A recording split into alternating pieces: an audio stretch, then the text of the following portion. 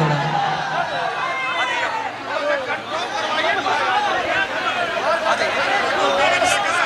आगे मॉनिटर नहीं है ना, इसलिए दिक्कत होगा। तो कबाड़ियों के उठा के रखिए। कांवरिया के साथ फोटो ले लेंगे। युवा सेवा सिकंदरा के धर्म मंच पे सेवा की भावना से युवा सेवा सिकंदरा शिविर विगत 15 वर्षों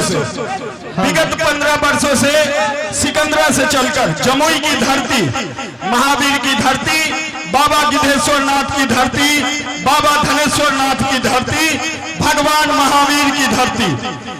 हेलो हेलो हो गया? अरे फोटो हो ले हो।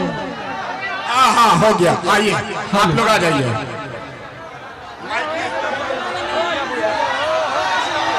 हेलो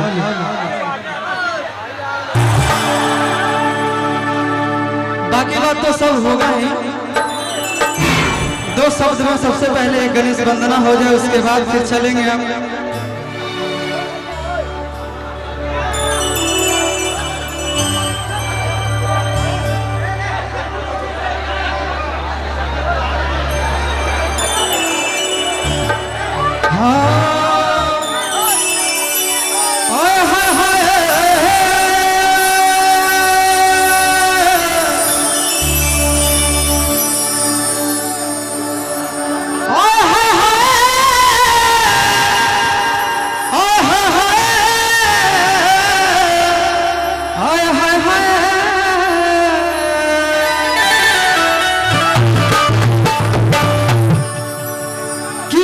कुंड महाकाया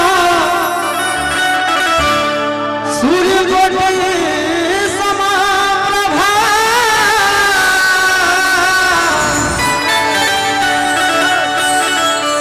निर्विघ्नं कुरुदेव देवा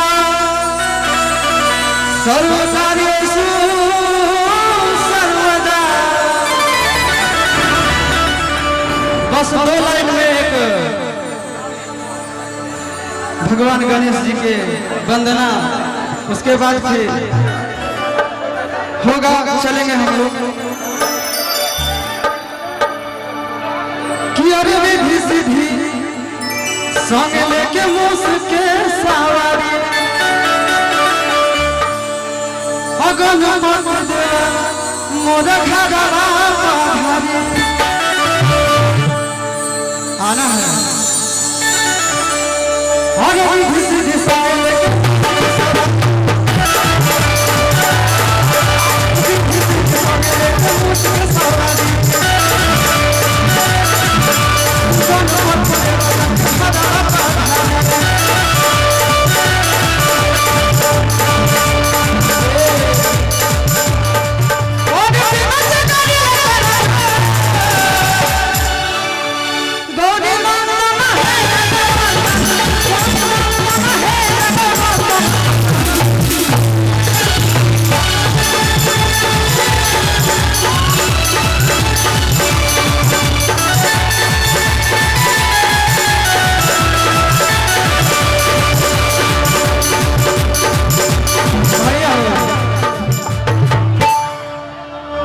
हम कैसे गाएं, आप लोग भी थोड़ा ताली बजाइए। अब सब लोग के साथ मुझे भी गाने में मजा आता कि नहीं आता? भाई इधर से किया रे संगे लेके